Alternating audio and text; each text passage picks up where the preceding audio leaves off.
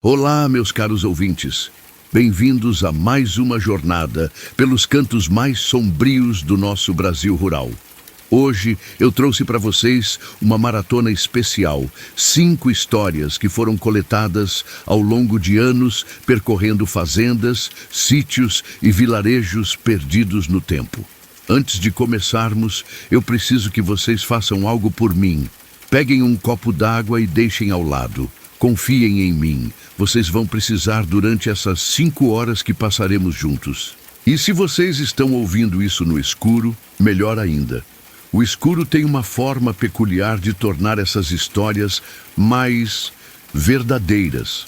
Comentem aqui embaixo. Vocês já tiveram alguma experiência inexplicável no interior? Eu leio todos os comentários e vocês sabem que eu sempre respondo. Suas histórias podem até virar o próximo vídeo do canal.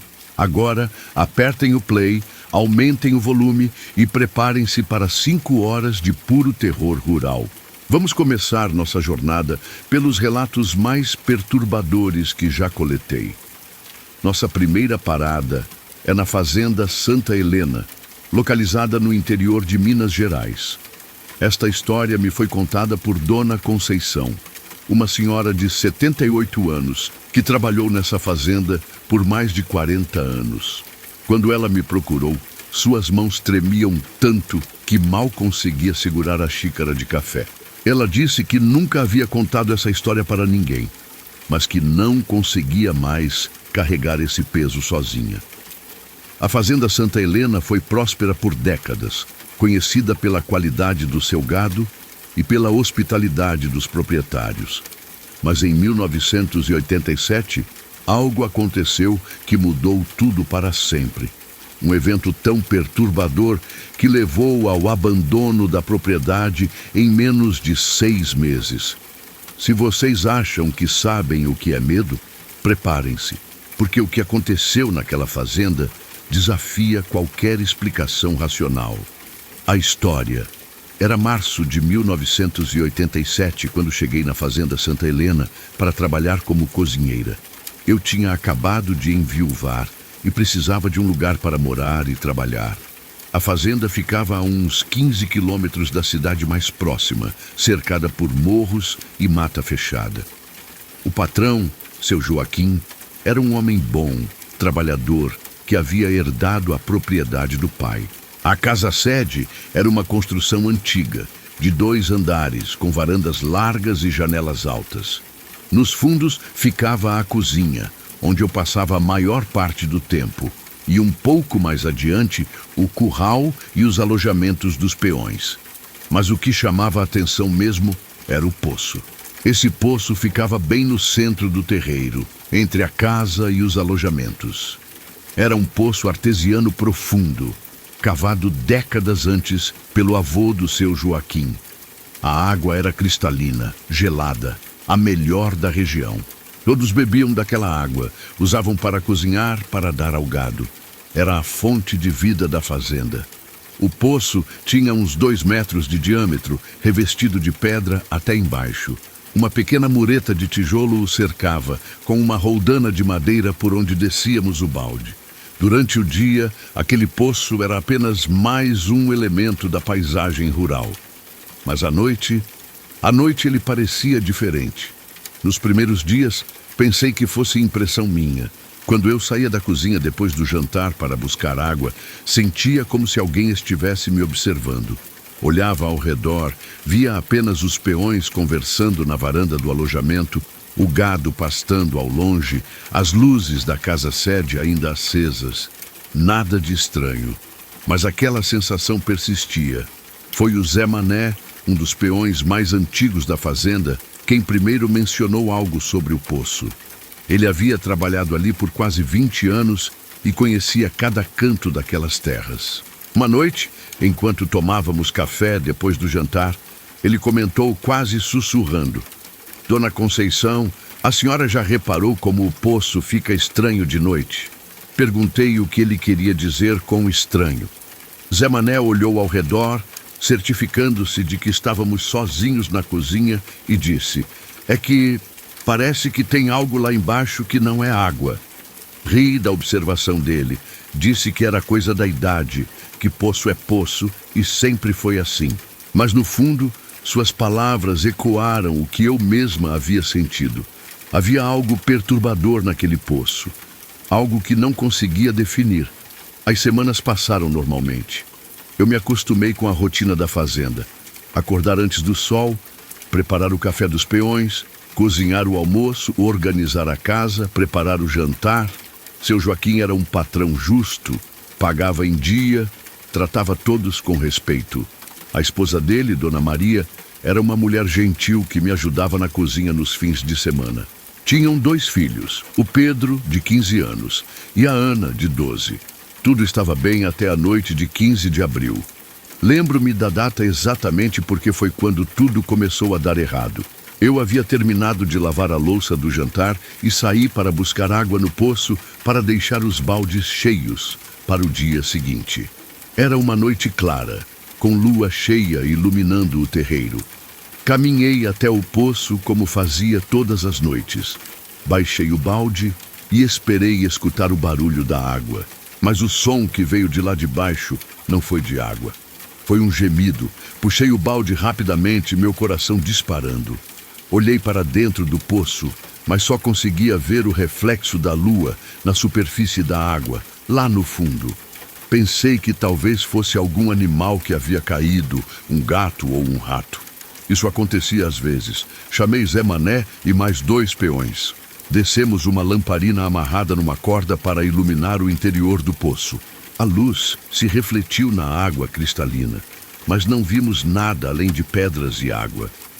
Zé Mané disse que eu devia ter ouvido o vento passando pelas pedras, mas eu sabia que não era isso. Aquilo havia sido um gemido humano.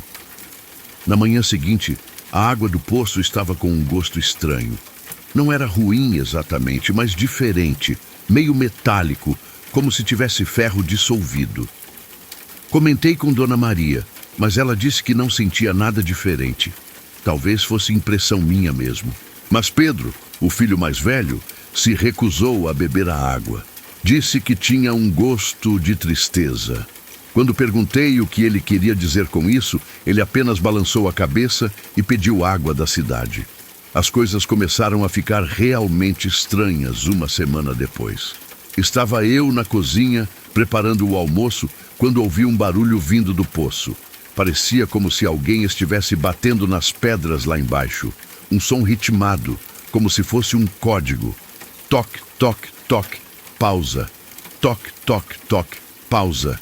Saí da cozinha e vi que outros também haviam escutado. Zé Mané estava parado ao lado do poço, ouvindo atentamente. Quando me viu se aproximar, fez sinal para que eu ficasse quieta. O som continuou por alguns minutos e depois parou abruptamente. Zé Mané desceu o balde e puxou água normalmente.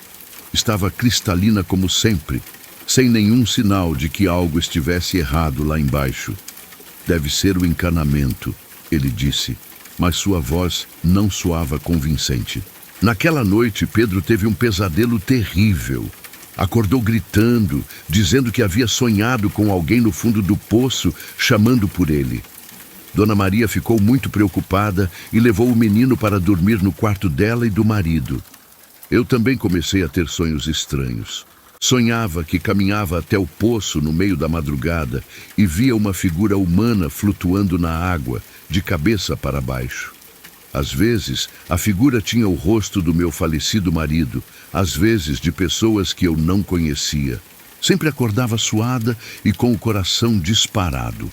O comportamento dos animais também mudou. As galinhas se recusavam a se aproximar do poço.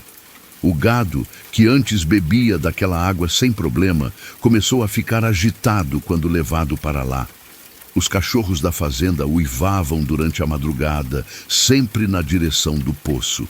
Foi então que seu Joaquim decidiu chamar um técnico da cidade para examinar o poço.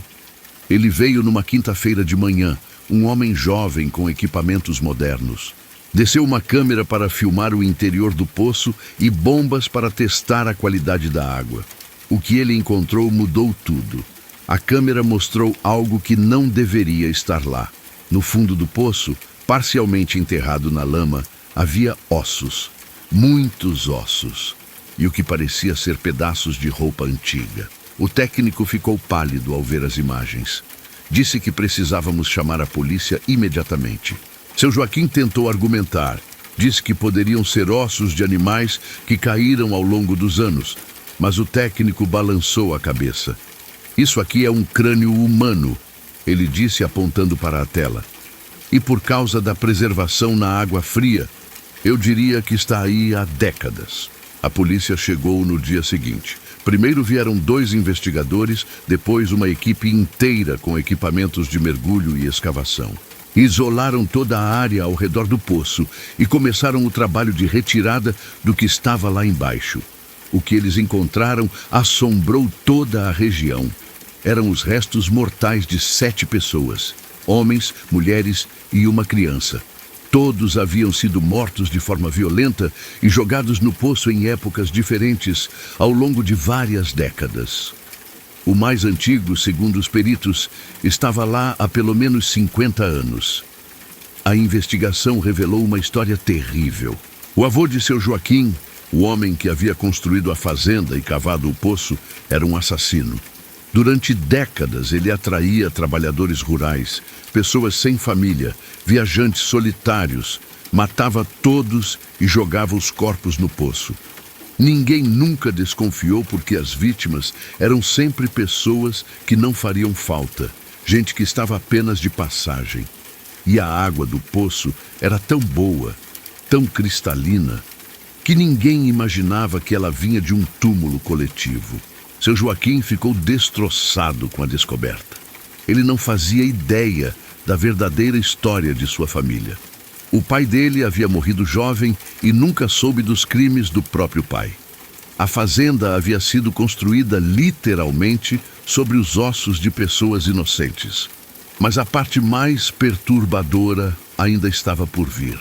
Depois que os corpos foram removidos e enterrados adequadamente, começaram os fenômenos realmente assustadores.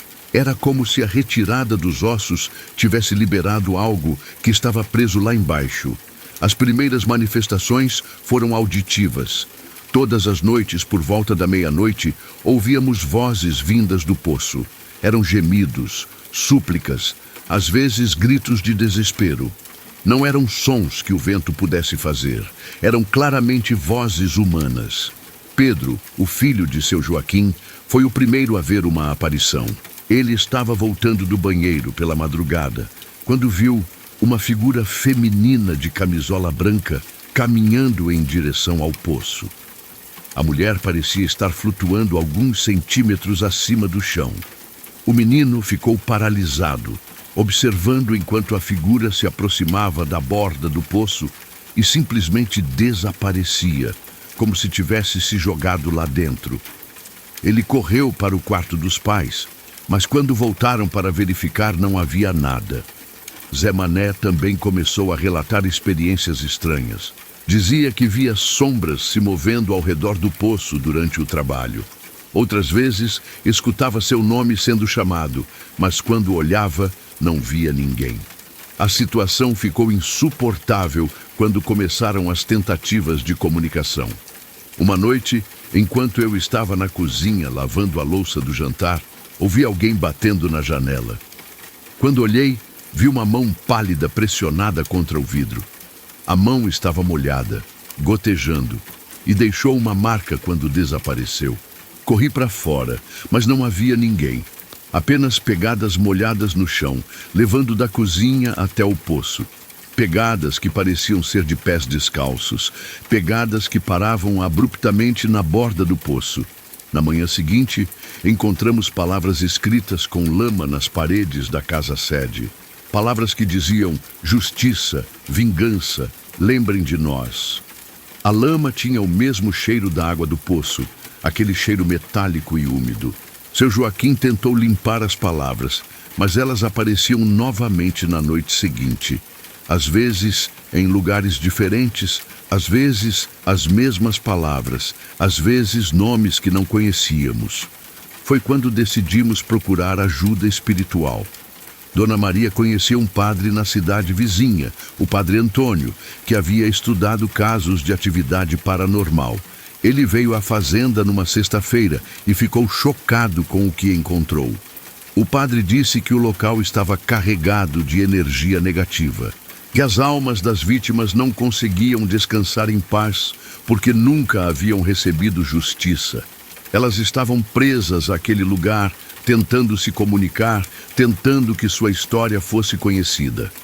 Ele realizou uma cerimônia de purificação, benzeu toda a propriedade e rezou especialmente sobre o poço. Por alguns dias, as manifestações diminuíram. Pensamos que o problema havia sido resolvido, mas estávamos enganados. As aparições voltaram com força total uma semana depois da bênção. Desta vez, elas eram mais agressivas, mais desesperadas. Era como se soubessem que estávamos tentando fazê-las partir e não queriam ir embora sem que sua história fosse completamente contada. Pedro começou a ter visões durante o dia. Via as vítimas andando pela fazenda, mostrando a ele como haviam sido mortas. Uma mulher com um corte profundo no pescoço, um homem com a cabeça esmagada, uma criança com marcas de estrangulamento. O menino ficou tão traumatizado que começou a falar sozinho, repetindo nomes e histórias que não podia conhecer. Ele sabia detalhes sobre as vítimas que nem a polícia havia descoberto. Ana, a filha mais nova, parou de falar completamente. Ficava horas olhando para o poço, como se estivesse vendo algo que nós não conseguíamos ver. Quando tentávamos tirá-la de lá, ela gritava e se debatia, como se estivesse sendo arrancada de algo importante. A gota d'água foi quando Dona Maria foi atacada. Era uma terça-feira à noite. Ela havia saído para fechar as galinhas quando ouviu alguém a chamando do poço. Pensou que fosse seu Joaquim e se aproximou para ver o que ele queria. Quando chegou perto da borda, uma mão molhada agarrou seu tornozelo e tentou puxá-la para dentro. Ela gritou e conseguiu se soltar, mas ficou com marcas roxas na perna, marcas de dedos que permaneceram por semanas. Foi nesse momento que seu Joaquim tomou a decisão de abandonar a fazenda. Ele tentou tampar o poço com concreto, mas o material nunca secava adequadamente.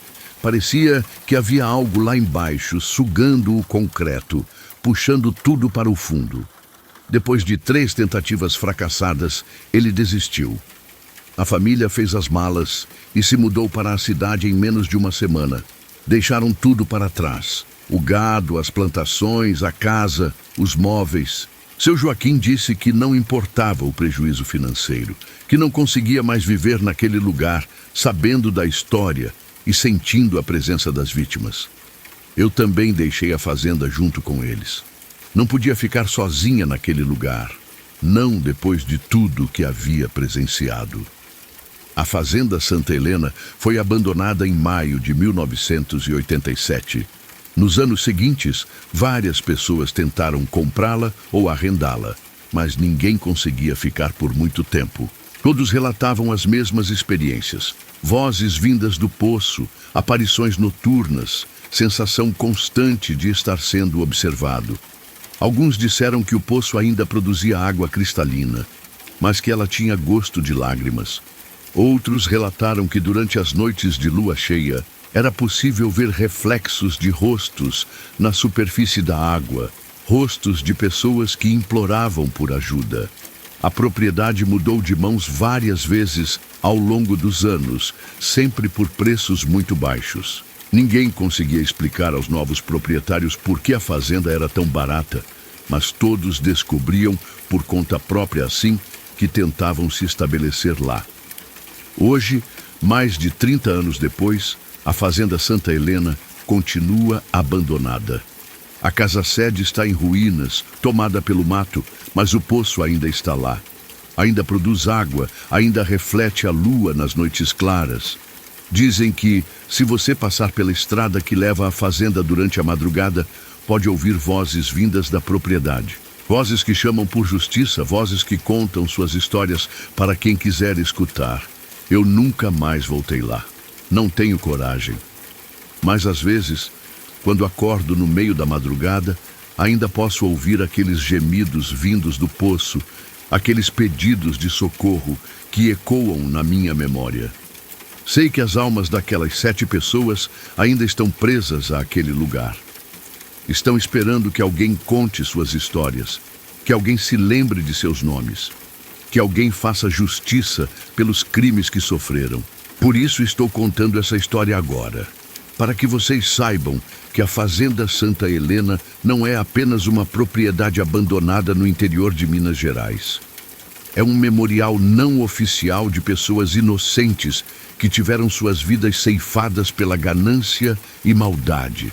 Se um dia vocês passarem por aquela região e virem as placas indicando a fazenda, não parem, não se aproximem do poço. E se ouvirem vozes na madrugada, façam uma oração pelas almas que ainda vagam por aquelas terras, pedindo pela paz que nunca encontraram em vida. Porque alguns lugares carregam cicatrizes tão profundas que nem o tempo consegue curar. E a Fazenda Santa Helena é um desses lugares. Olá, meus caros ouvintes. Bem-vindos a mais uma jornada pelos cantos mais sombrios do nosso Brasil rural. Hoje eu trouxe para vocês uma maratona especial, 5 histórias que foram coletadas ao longo de anos percorrendo fazendas, sítios e vilarejos perdidos no tempo. Antes de começarmos, eu preciso que vocês façam algo por mim. Peguem um copo d'água e deixem ao lado. Confiem em mim, vocês vão precisar durante essas 5 horas que passaremos juntos. E se vocês estão ouvindo isso no escuro, melhor ainda. O escuro tem uma forma peculiar de tornar essas histórias mais verdadeiras. Comentem aqui embaixo. Vocês já tiveram alguma experiência inexplicável no interior? Eu leio todos os comentários e vocês sabem que eu sempre respondo. Suas histórias podem até virar o próximo vídeo do canal. Agora, apertem o play, aumentem o volume e preparem-se para 5 horas de puro terror rural. Vamos começar nossa jornada pelos relatos mais perturbadores que já coletei. Deixamos agora as terras mineiras e viajamos para o interior de São Paulo, para uma história que me foi contada por João Batista, um agricultor aposentado que viveu uma experiência que mudou completamente sua perspectiva sobre o mundo. João trabalhava com plantação de milho há mais de 40 anos. Conhecia a terra como ninguém, sabia quando plantar, quando colher, como cuidar da plantação. Mas em 1994, algo aconteceu em sua propriedade que o fez questionar tudo o que acreditava saber sobre a vida e a morte. Esta é uma história sobre inocência perdida, sobre segredos enterrados no solo fértil do interior paulista e sobre como o passado pode voltar para assombrar os vivos de formas que jamais imaginamos. Preparem-se para conhecer as crianças do milharal, a história. Meu nome é João Batista e eu sempre fui um homem da terra. Nasci e cresci no interior de São Paulo, numa região onde o milho cresce alto e dourado, onde as famílias se conhecem há gerações e onde os segredos do passado ficam enterrados junto com as raízes das plantas. Em 1994, eu tinha 52 anos e trabalhava numa propriedade de 100 hectares que havia comprado com muito suor e sacrifício. Era uma terra boa, fértil, que produzia milho de excelente qualidade. Eu morava sozinho numa casa simples, no centro da propriedade, depois que minha esposa havia falecido 2 anos antes. A rotina era sempre a mesma: acordar antes do sol, cuidar dos animais, verificar a plantação, fazer os reparos necessários. Era uma vida simples, mas era a vida que eu escolhera e da qual não me arrependia. A propriedade era dividida em vários talhões de milho, cada um plantado em épocas diferentes para que eu pudesse ter colheita o ano todo. No talhão mais afastado da casa, próximo ao limite com a propriedade vizinha, eu sempre tinha problemas com a plantação. O milho não crescia direito, ficava raquítico, amarelado, como se a terra ali fosse pobre demais. Isso me intrigava, porque o solo era o mesmo em toda a propriedade. A irrigação era idêntica, Os cuidados eram os mesmos, mas naquele talhão específico, de uns 5 hectares, o milho sempre dava problema.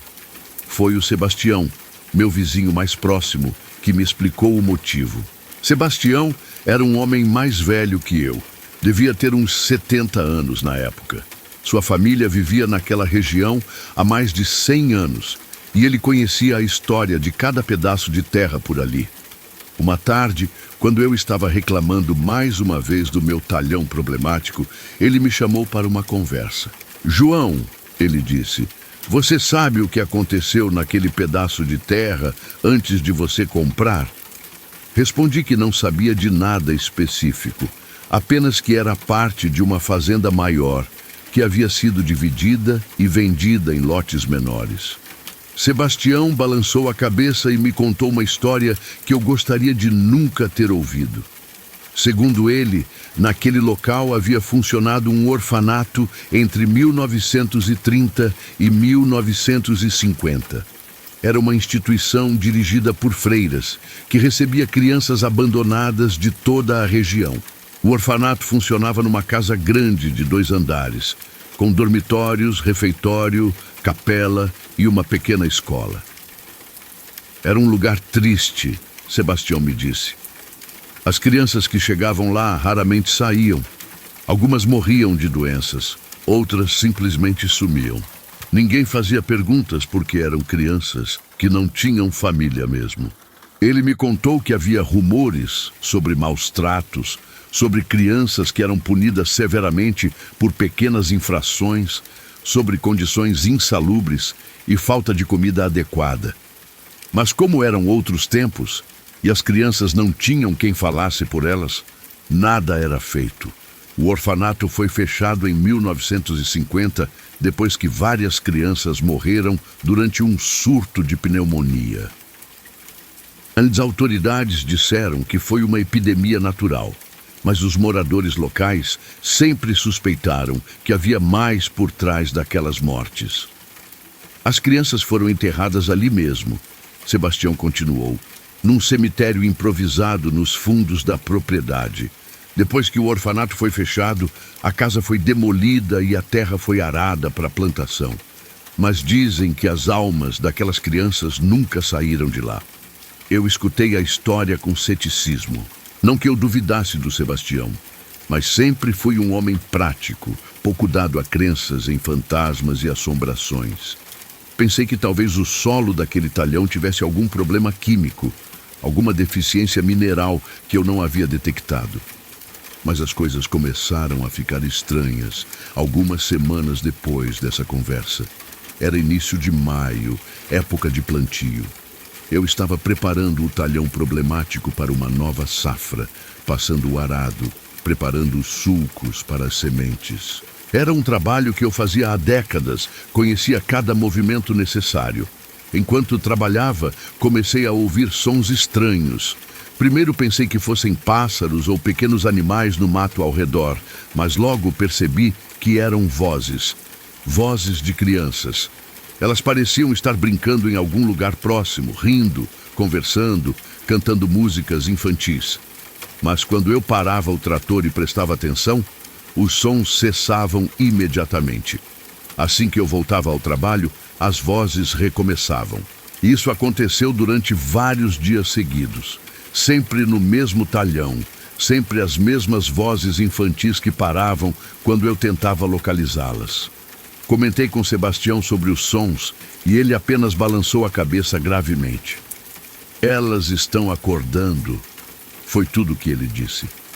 Quando as sementes de milho começaram a germinar, os fenômenos se intensificaram.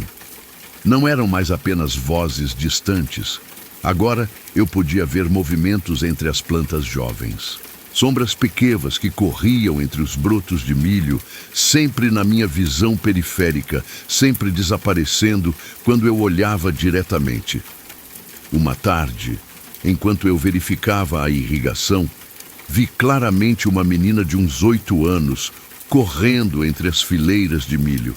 Ela usava um vestido branco simples e estava descalça.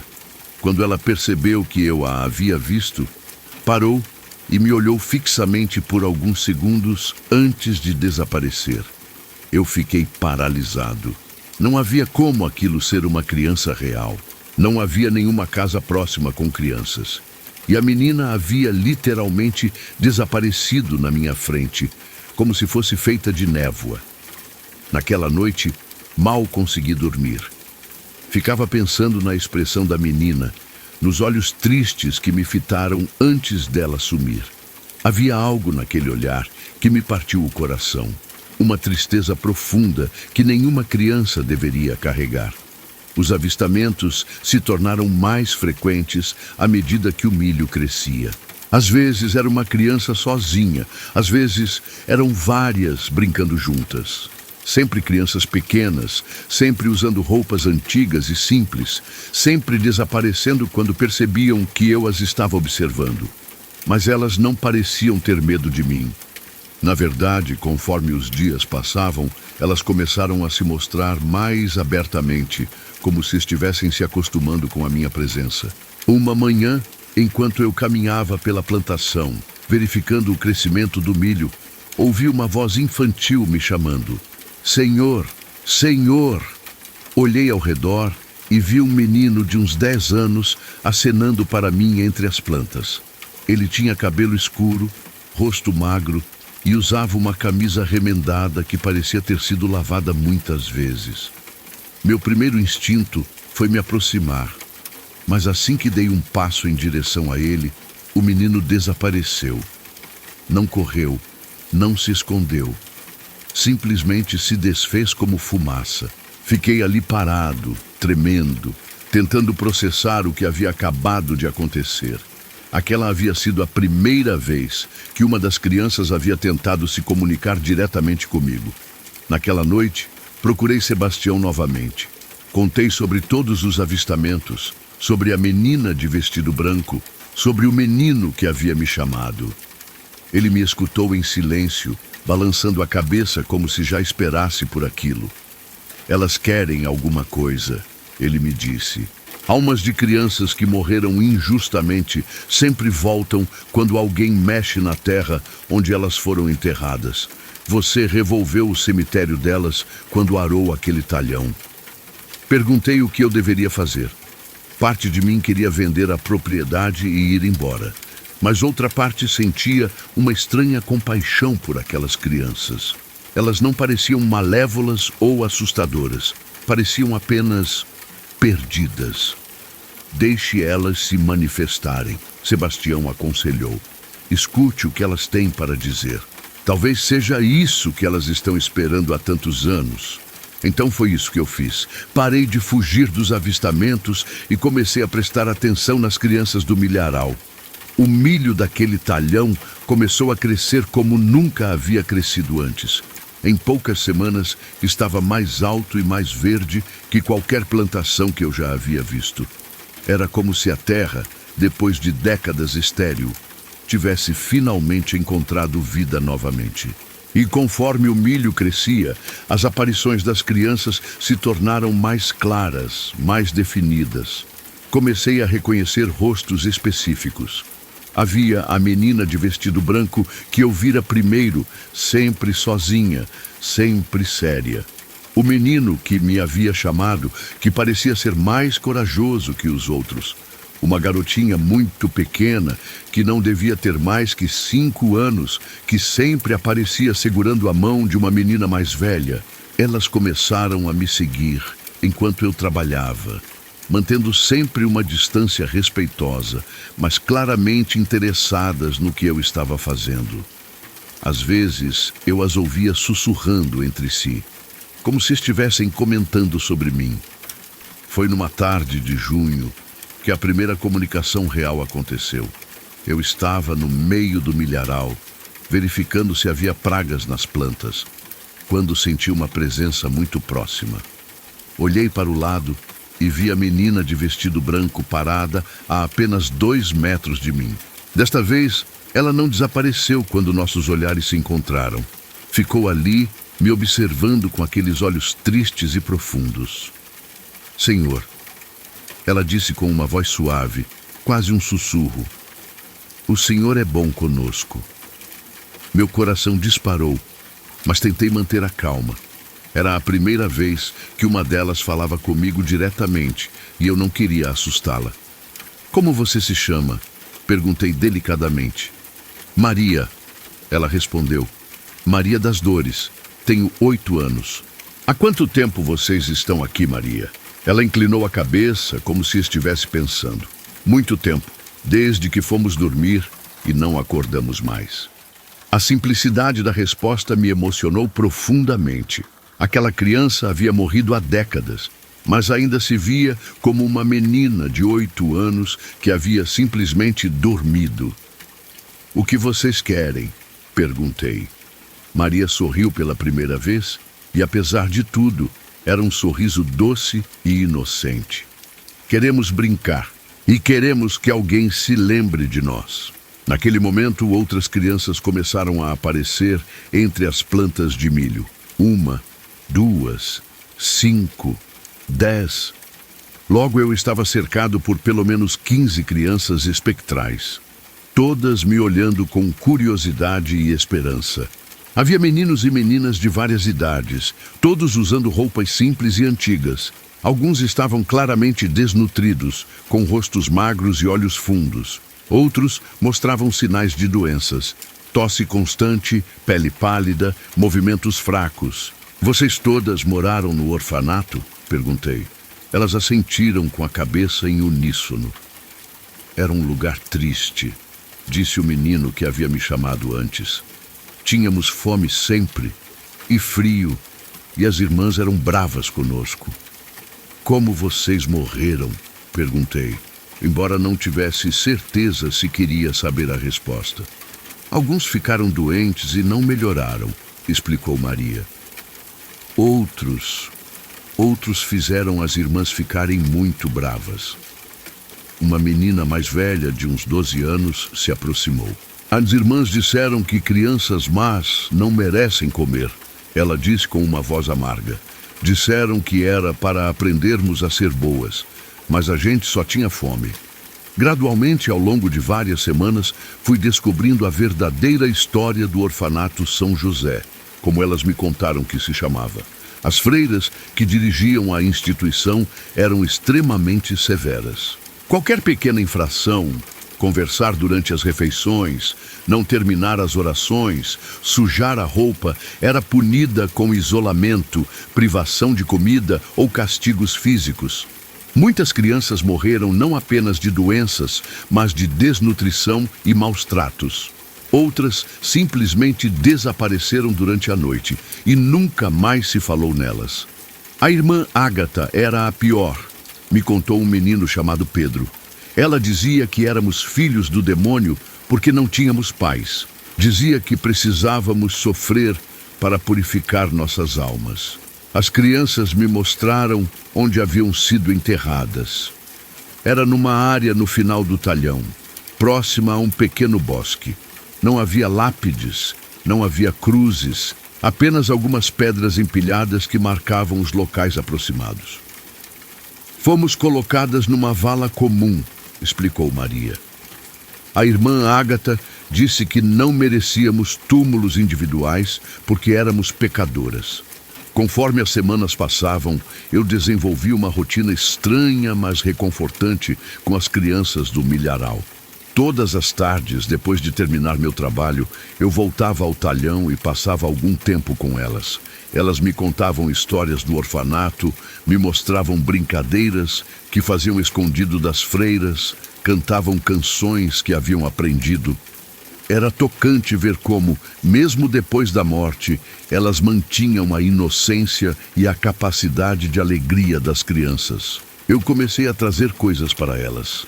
Não que elas pudessem tocar em objetos físicos, mas elas gostavam de ver.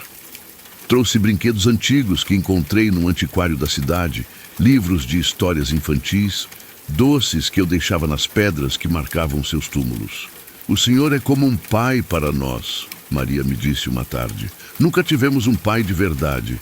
Aquelas palavras me tocaram profundamente.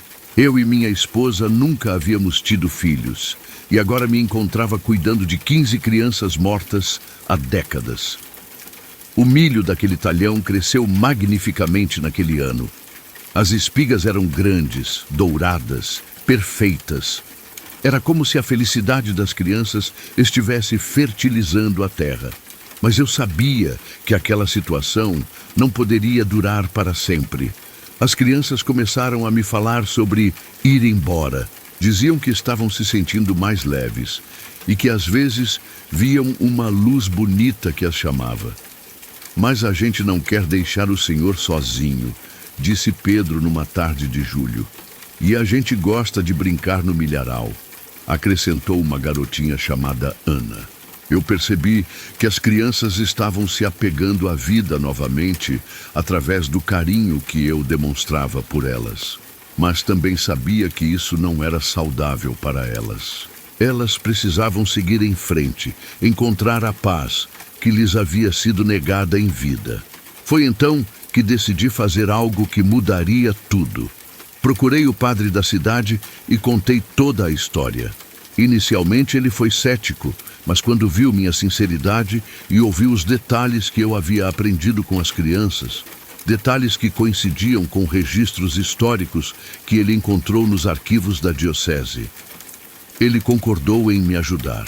Organizamos uma missa especial para as crianças do orfanato São José. Foi numa tarde de domingo, no próprio milharal. O padre trouxe alguns paroquianos. Sebastião veio também, e eu convidei algumas famílias da região.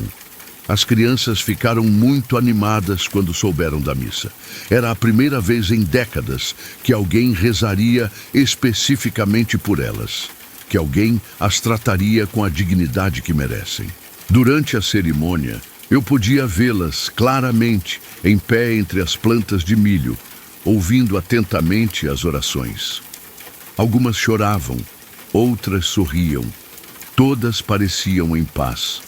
O padre abençoou toda a área onde elas haviam sido enterradas. Fizemos uma oração especial para cada criança, pronunciando seus nomes em voz alta, nomes que elas haviam me contado ao longo dos meses. Maria das Dores, Pedro Alcântara, Ana Francisca. À medida que cada nome era pronunciado, eu via a criança correspondente se iluminar com uma luz suave e dourada. Foi emocionante e reconfortante ao mesmo tempo. Após a missa, as crianças se aproximaram de mim uma última vez. Obrigada, Pai João, disse Maria, usando pela primeira vez a palavra pai para se referir a mim. Agora a gente pode ir brincar no céu. Uma por uma, elas se despediram de mim. Abraços que eu não podia sentir fisicamente, mas que tocaram minha alma profundamente. Beijos no rosto que eram apenas o toque suave de uma brisa morna. A gente vai sentir saudade, disse Pedro, mas a gente sabe que o Senhor vai se lembrar de nós. Sempre, eu prometi, sempre me lembrarei de vocês. Então, conforme o sol se punha atrás do milharal, as crianças começaram a desaparecer. Não de forma súbita como antes, mas gradualmente, se tornando mais transparentes até que apenas suas vozes permaneceram. Tchau, Pai João. Obrigada por cuidar da gente. A gente te ama. E então elas se foram. O silêncio que se seguiu foi diferente de qualquer silêncio que eu já havia experimentado. Não era um silêncio vazio ou assustador. Era um silêncio em paz, um silêncio completo. Naquela noite, dormi melhor do que havia dormido em meses. Sonhei com as crianças brincando num campo ensolarado, correndo livremente, rindo sem medo, comendo frutas doces e bebendo água fresca. Quando acordei, sabia que elas haviam encontrado finalmente a paz que mereciam. O milharal continuou produzindo magnificamente nos anos seguintes. Aquele talhão se tornou o mais produtivo de toda a propriedade, como se a terra tivesse sido abençoada pela despedida das crianças. Eu mandei fazer um pequeno memorial no local onde elas haviam sido enterradas. Uma placa simples de bronze com os nomes de todas as 15 crianças e uma inscrição: em memória das crianças do orfanato São José, que encontraram na morte a paz que lhes foi negada em vida. Às vezes, durante as tardes quentes de verão, quando o vento balança as plantas de milho, eu ainda posso ouvir ecos distantes de risadas infantis. Não são assombrações ou manifestações sobrenaturais. São apenas memórias felizes que ficaram impregnadas naquele lugar. Sebastião me visitou algumas semanas depois da missa e comentou que a energia do lugar havia mudado completamente. Agora é um lugar em paz, ele disse. Você fez uma coisa boa, João. Deu a essas crianças o que elas mais precisavam: amor e reconhecimento.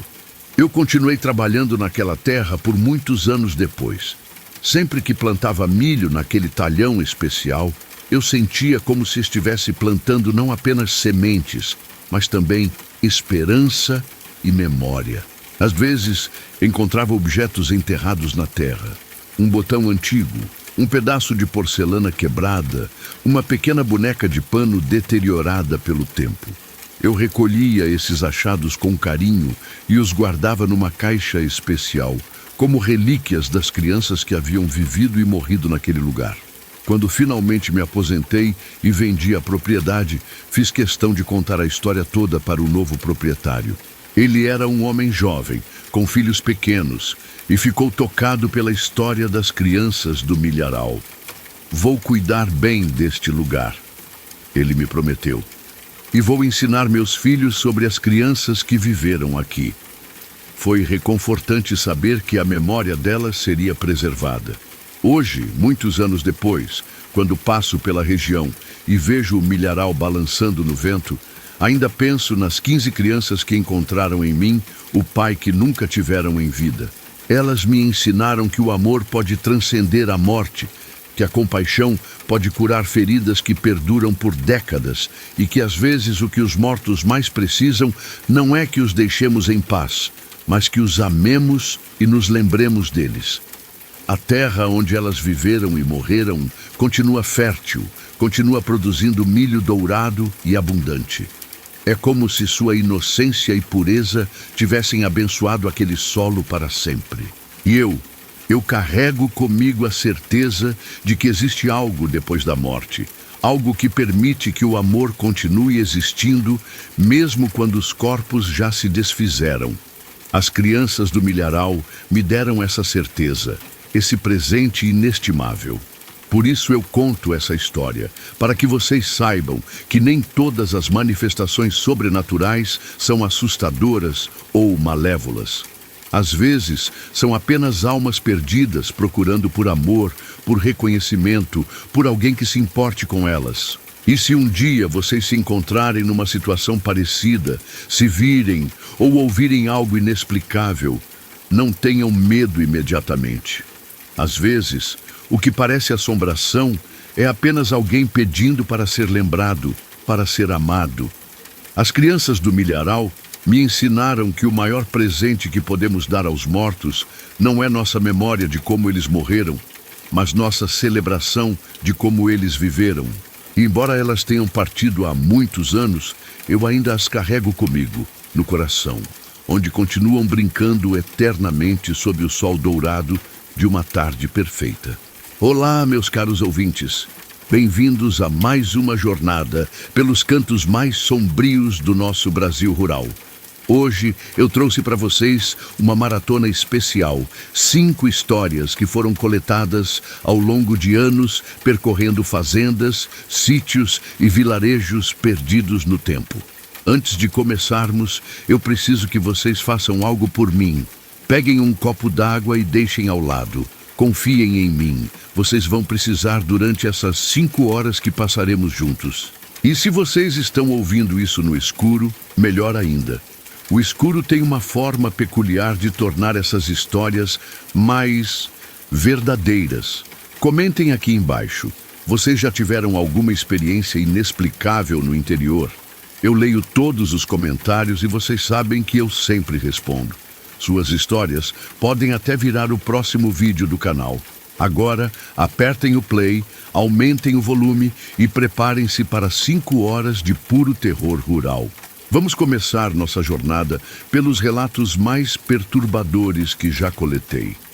Chegamos agora ao estado de Goiás, onde o cerrado se estende infinitamente e os segredos de família passam de geração em geração como heranças malditas. Esta história me foi contada por Antônio Carlos, um pecuarista que herdou mais do que gado e terras de seu avô. A Fazenda Boa Esperança era conhecida em toda a região pela qualidade de seus animais e pela prosperidade de seus proprietários. Mas por trás dessa fachada de sucesso, escondia-se uma verdade sombria que custou caro para 3 gerações da família Mendonça. Esta é uma história sobre ambição, ganância e como nossas escolhas podem amaldiçoar não apenas a nós mesmos, mas também àqueles que amamos. Uma história sobre um pacto que deveria ter trazido riqueza, mas trouxe apenas sofrimento. Preparem-se para conhecer a verdadeira história da Fazenda Boa Esperança. A história. Meu nome é Antônio Carlos Mendonça e durante 40 anos carreguei um segredo que me corroía por dentro. Hoje, aos 73 anos, decidi contar essa história porque não posso mais viver com esse peso sozinho. A Fazenda Boa Esperança pertence à minha família há 3 gerações. Foi meu avô, Coronel Francisco Mendonça, quem comprou essas terras em 1920, quando ainda era jovem e ambicioso. Na época, eram apenas 500 hectares de cerrado bruto, terra barata que ninguém mais queria. Meu avô era um homem determinado, mas também era desesperado.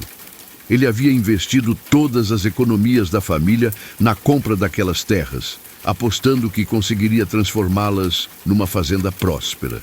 Mas os primeiros anos foram duros, muito duros. O gado morria de doenças, as chuvas não vinham na época certa, os preços da carne despencaram. Em 3 anos, o Coronel Francisco perdeu quase tudo. Estava à beira da falência, devendo dinheiro para meio mundo, quando algo mudou. Mudou drasticamente. De uma hora para outra, tudo começou a dar certo na Fazenda Boa Esperança. O gado parou de morrer, as pastagens ficaram verdes e abundantes, os preços melhoraram.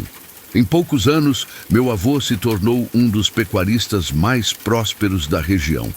Quando eu era criança, nos anos 1960, a fazenda já tinha mais de 2.000 hectares e o maior rebanho da região.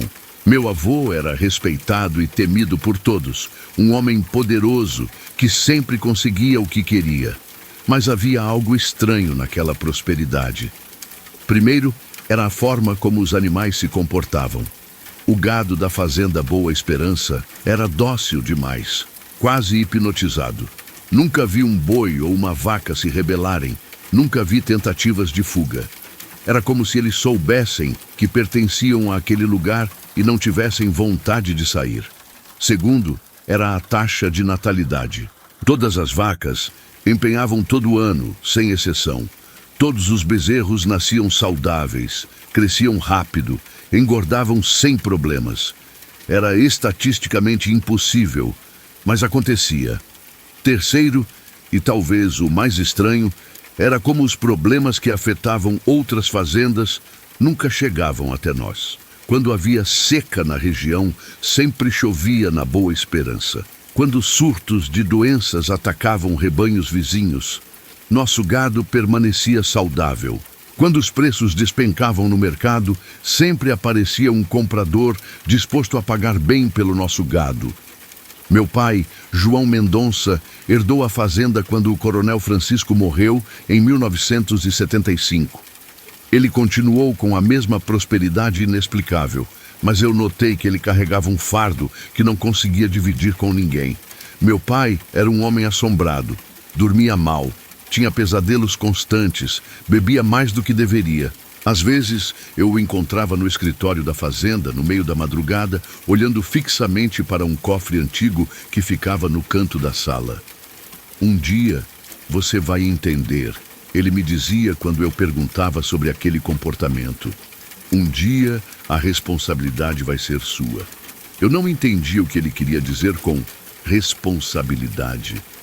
Pensava que era apenas sobre administrar a fazenda, cuidar do gado, manter a prosperidade da família. Estava enganado. Meu pai morreu em 1994, aos 62 anos.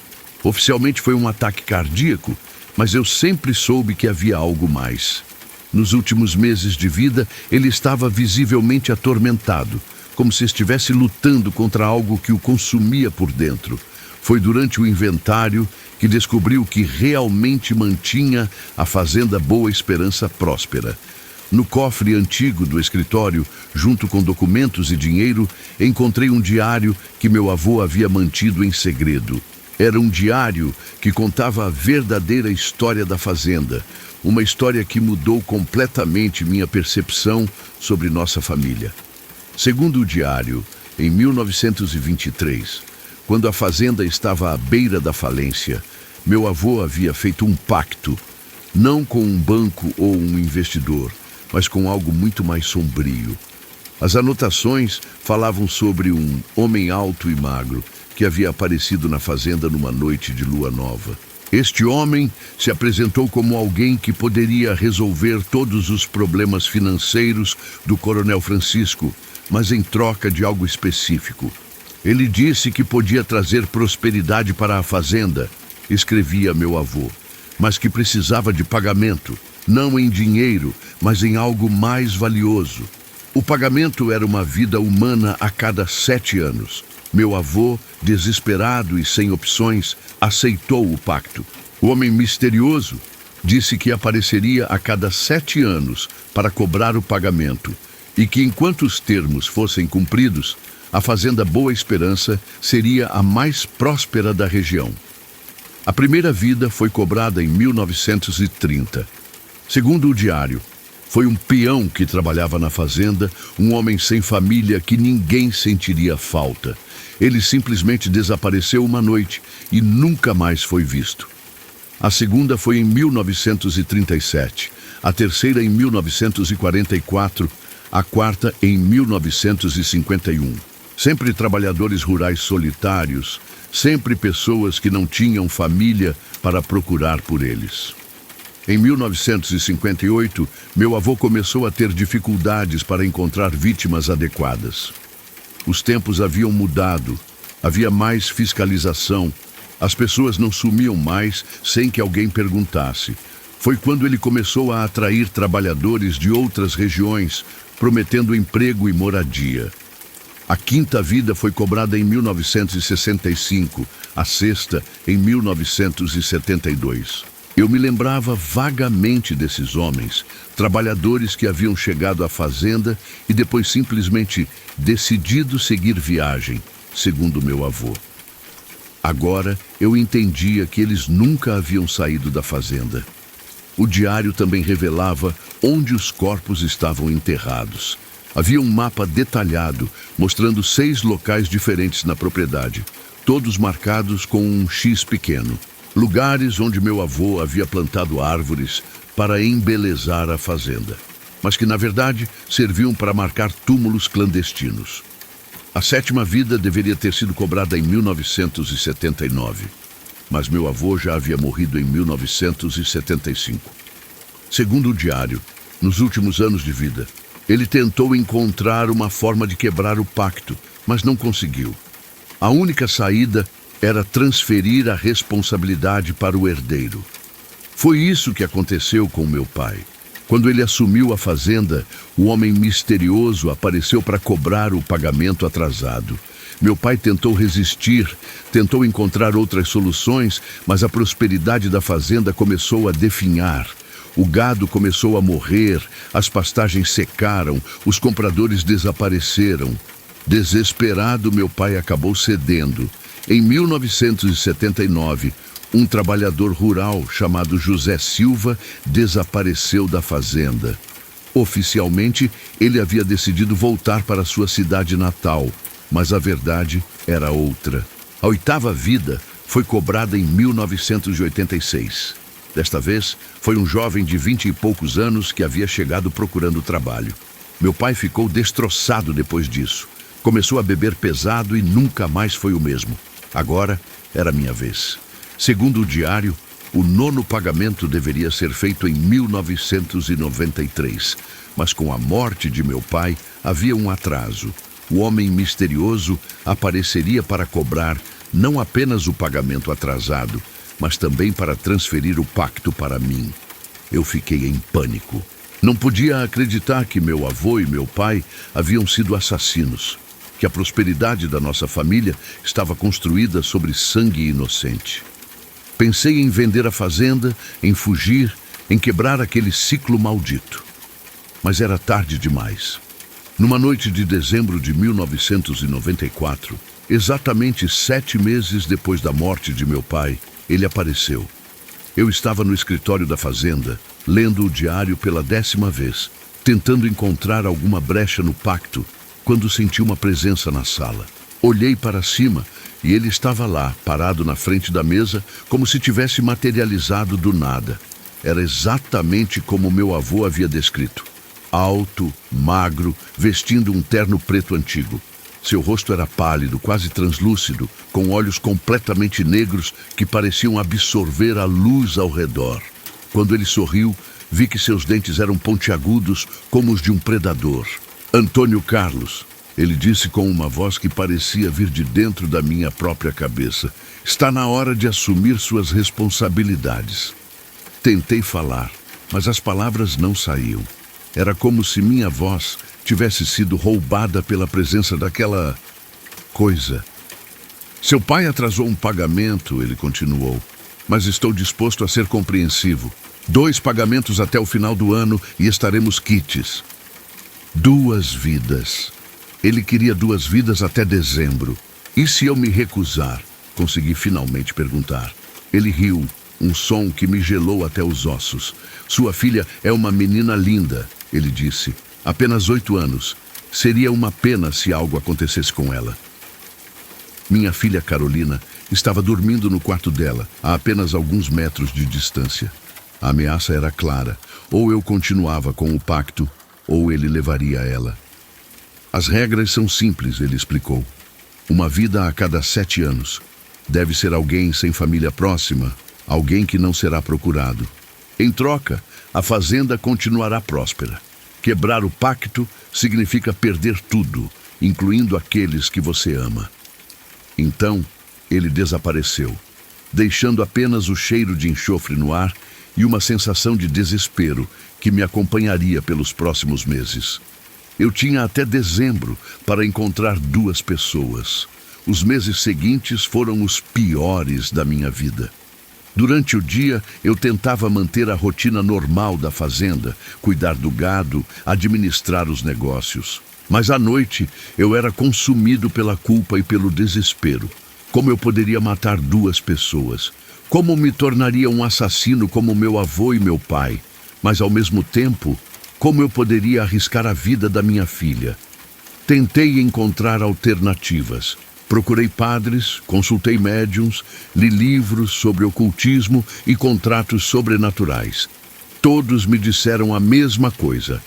Pactos como esse não podem ser quebrados facilmente e tentar fazê-lo poderia ter consequências terríveis. Conforme dezembro se aproximava, a fazenda começou a mostrar sinais de que o pacto estava sendo violado. O gado ficou inquieto, algumas vacas começaram a abortar, a pastagem começou a amarelar. Era como se a própria terra estivesse cobrando o pagamento atrasado. Foi então que apareceram na fazenda 2 homens procurando trabalho. O primeiro se chamava Roberto, tinha uns 40 anos. Disse que vinha do Nordeste e não tinha família. O segundo era mais jovem, uns 25 anos.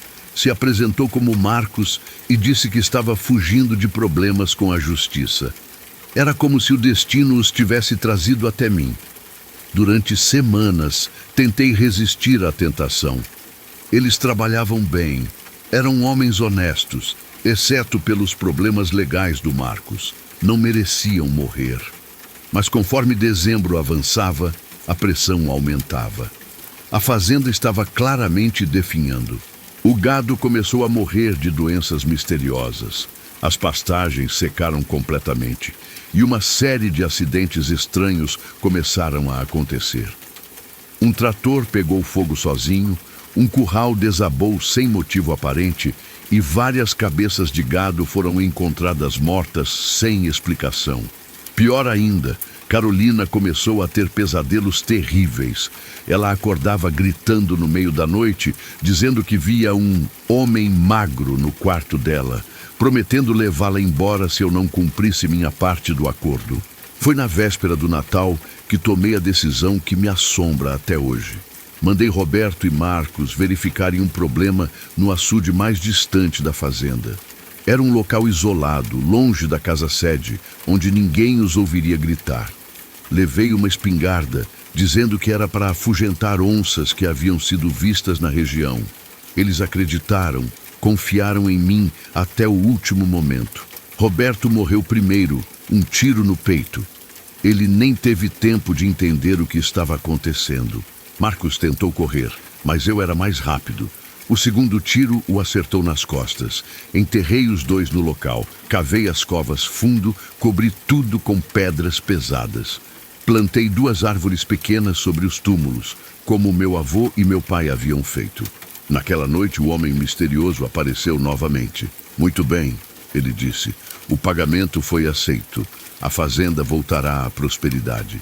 E voltou mesmo. No dia seguinte, o gado estava saudável novamente. As pastagens reverdeceram, os compradores voltaram a aparecer. Era como se nada tivesse acontecido, mas eu havia mudado para sempre. Durante os 7 anos seguintes, vivi com o peso de ter matado 2 pessoas inocentes. Tentei me convencer de que havia feito para proteger minha família, mas isso não diminuía a culpa. Carolina cresceu sem saber da verdade. Tornou-se uma jovem alegre e inteligente. Ela amava a fazenda. Dizia que um dia gostaria de administrá-la. Eu morria por dentro toda vez que ela falava isso. Em 2001, o homem voltou. Desta vez, ele queria apenas uma vida, já que o ciclo havia voltado ao normal. Mas eu não consegui fazer novamente. 7 anos de culpa e remorso haviam me tornado incapaz de repetir aquele ato.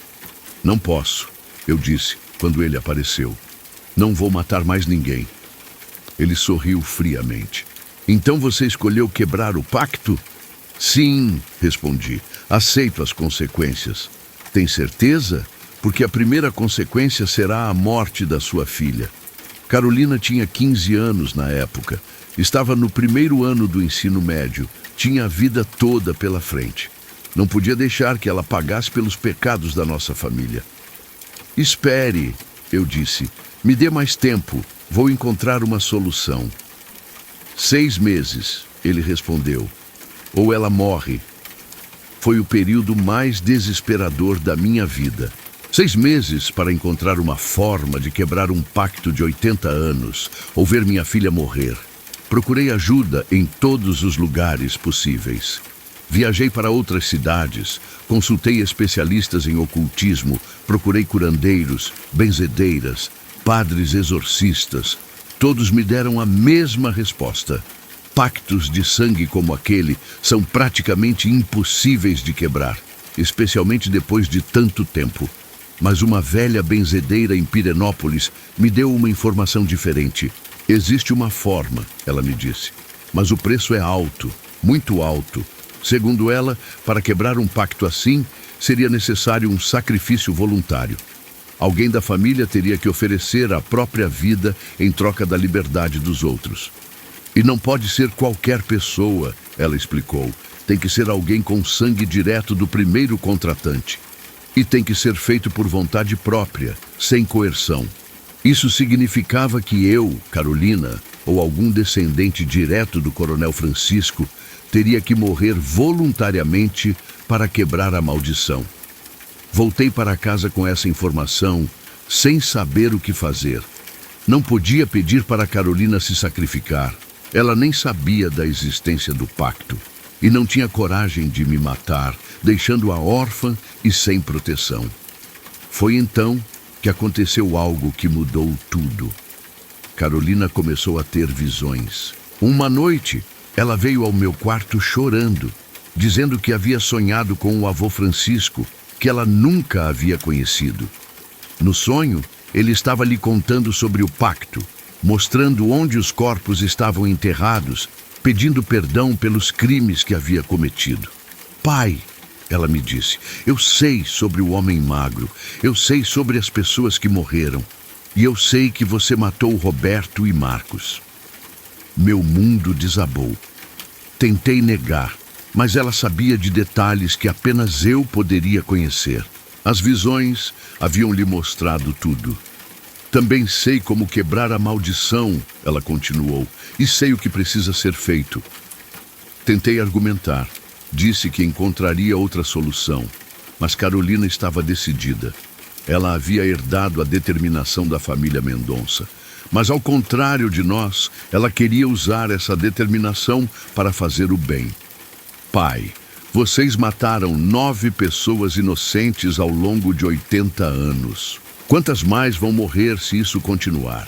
Quando eu tiver filhos, eles também terão que carregar esse fardo.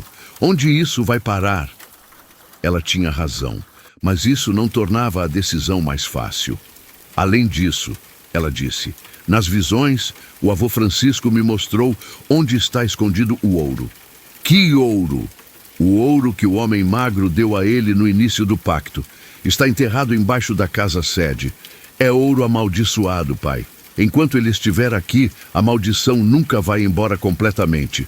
Carolina havia descoberto algo que nem eu, nem meu pai sabíamos.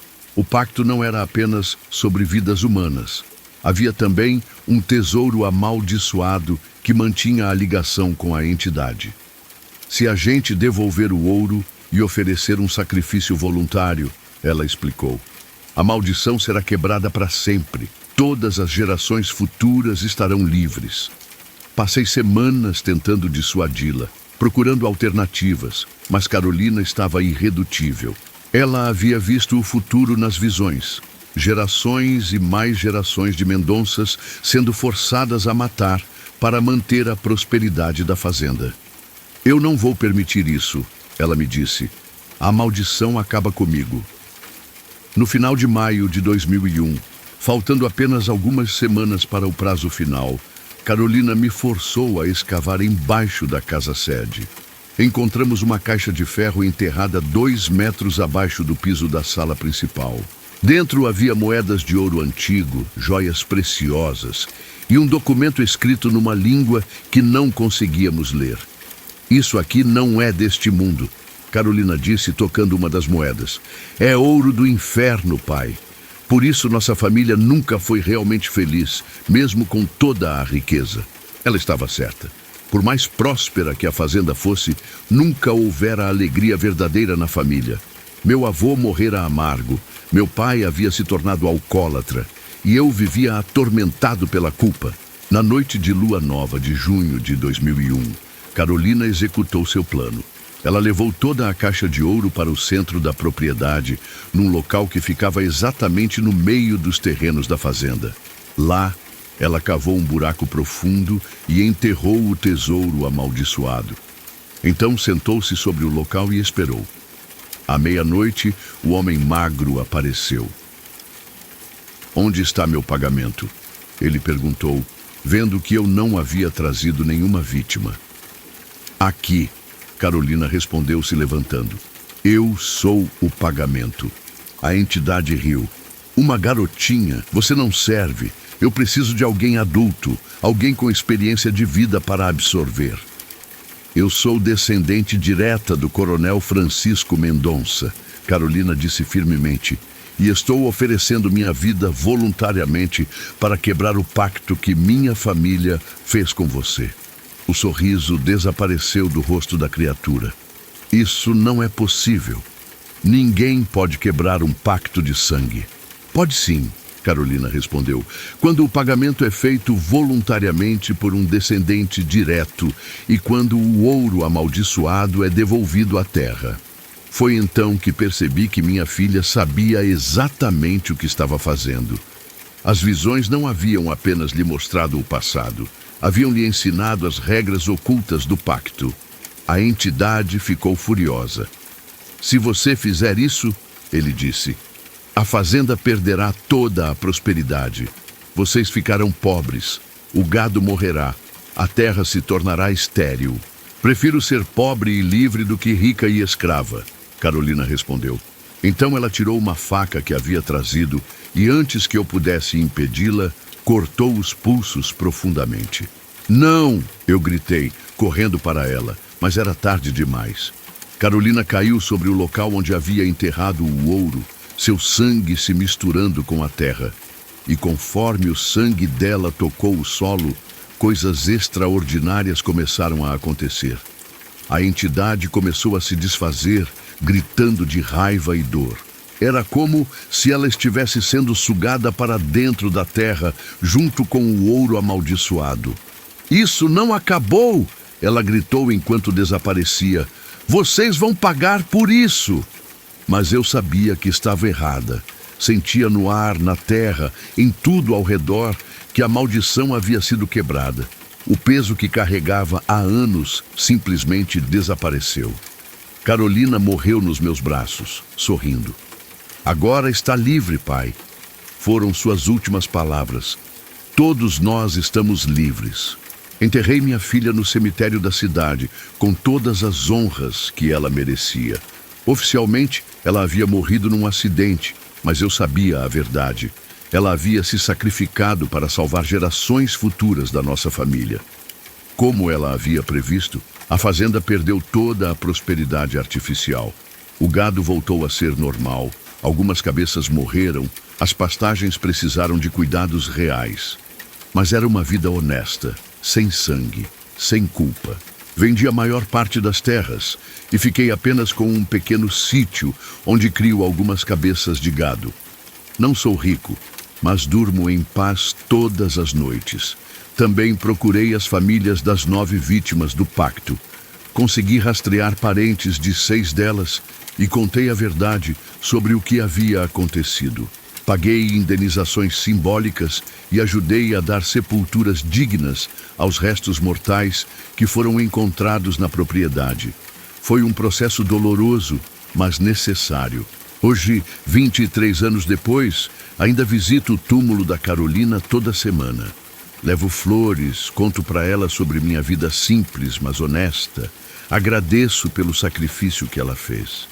Às vezes, principalmente nas noites de lua cheia, sinto sua presença. Não como uma assombração, mas como um espírito em paz que vela pela família. Tive um neto há 5 anos, filho do meu único filho que mora em Goiânia. O menino se chama Francisco, em homenagem ao bisavô, mas ele vai crescer livre da maldição que nos atormentou por 80 anos. Conto essa história para vocês porque é importante que saibam. Algumas riquezas custam caro demais. A ambição desmedida pode nos levar a fazer pactos que vão muito além da nossa própria vida, afetando gerações futuras. Meu avô pensou que estava garantindo o futuro da família, mas na verdade estava hipotecando nossas almas. A verdadeira riqueza não vem de pactos sombrios ou atalhos sobrenaturais. Vem do trabalho honesto, do amor pela família, da paz de espírito. Carolina entendeu isso aos 15 anos, algo que 3 gerações de homens adultos não conseguiram compreender. Ela teve a coragem de quebrar um ciclo de violência e maldade que poderia ter se perpetuado indefinidamente. Por isso, quando vocês ouvirem histórias sobre riqueza fácil, sobre soluções mágicas para problemas financeiros, lembrem-se da Fazenda Boa Esperança. Lembrem-se do preço que minha família pagou por 80 anos de prosperidade artificial. E se algum dia se encontrarem numa situação desesperadora, procurem soluções honestas. Pode demorar mais, pode ser mais difícil, mas no final, vocês dormirão em paz. A verdadeira prosperidade não vem de maldições ou pactos sobrenaturais. Vem do trabalho digno, da família unida e da consciência limpa. Carolina sabia disso. Por isso ela escolheu a pobreza honesta em vez da riqueza maldita. E por isso eu a admiro todos os dias, minha filha corajosa que salvou nossa família de um destino terrível. A fazenda Boa Esperança não existe mais. As terras foram vendidas e divididas entre vários proprietários pequenos. Mas onde um dia ficou o centro da propriedade, onde Carolina derramou seu sangue para quebrar a maldição, cresceu uma árvore linda, frondosa, que dá frutos doces. Os novos donos da terra não sabem da história, mas respeitam aquela árvore. Dizem que ela traz sorte, que quem come de seus frutos tem boas colheitas. Eu sei a verdade. Aquela árvore cresceu do sacrifício de uma menina corajosa. E seus frutos são doces, porque foram regados com amor puro e desinteressado. Essa é a verdadeira herança que Carolina deixou para nossa família. Não ouro amaldiçoado ou prosperidade artificial, mas a liberdade de escolher nosso próprio caminho, sem maldições, sem culpa, sem sangue inocente em nossas mãos. E por isso, toda vez que passo por aquela árvore, eu sussurro: obrigado, minha filha. Obrigado por nos ter libertado. Olá, meus caros ouvintes. Bem-vindos a mais uma jornada pelos cantos mais sombrios do nosso Brasil rural. Hoje eu trouxe para vocês uma maratona especial, 5 histórias que foram coletadas ao longo de anos percorrendo fazendas, sítios e vilarejos perdidos no tempo. Antes de começarmos, eu preciso que vocês façam algo por mim. Peguem um copo d'água e deixem ao lado. Confiem em mim. Vocês vão precisar durante essas 5 horas que passaremos juntos. E se vocês estão ouvindo isso no escuro, melhor ainda. O escuro tem uma forma peculiar de tornar essas histórias mais verdadeiras. Comentem aqui embaixo. Vocês já tiveram alguma experiência inexplicável no interior? Eu leio todos os comentários e vocês sabem que eu sempre respondo. Suas histórias podem até virar o próximo vídeo do canal.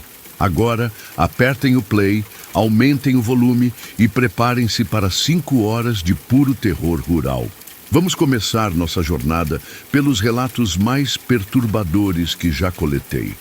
Deixamos agora as fazendas de gado e visitamos uma pequena propriedade rural no interior do Paraná, onde um homem simples aprendeu que algumas tradições camponesas existem por bons motivos e que mexer com coisas que não entendemos pode trazer consequências aterrorizantes. Esta história me foi contada por Osvaldo Pereira, um agricultor aposentado que passou 40 anos plantando milho e soja. Osvaldo sempre foi um homem cético que não acreditava em superstições ou crendices populares. Até o dia em que construiu um espantalho com suas próprias mãos e descobriu que algumas coisas são mais antigas e poderosas do que nossa compreensão moderna permite aceitar.